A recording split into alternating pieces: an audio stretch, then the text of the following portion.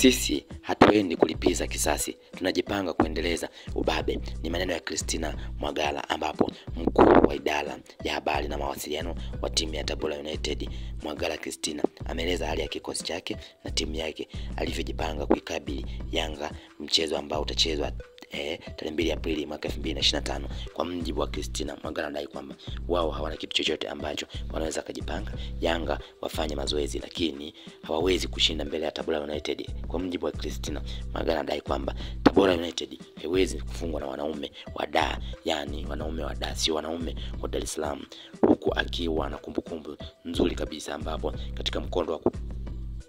kwanza ambao timu ya Tabora United iliweza kushinda kwa goli 2-0 kwa kushinda kwa goli 3-0 na klabu ya Yanga, ambapo katika mchezo huu ambao uliokutanisha kwenye uwanja wa Azam Complex, ambao uliokutanisha huku Yanga akiwa ni mwenyeji, basi anasema safari hii wao hawafanyi maandalizi makubwa sana na wala hawajipangi kwa ajili ya kulipiza kisasi, ila wamejipanga kwa ajili ya kuendeleza ubabe, kwa kuwa hata mchezo wa mara kwanza waliweza kushinda kwa ushindi mnono kama huo.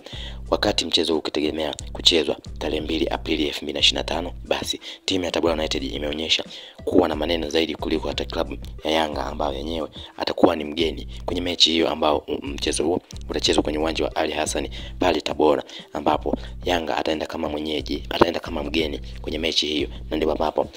afisa habari wa klabu ya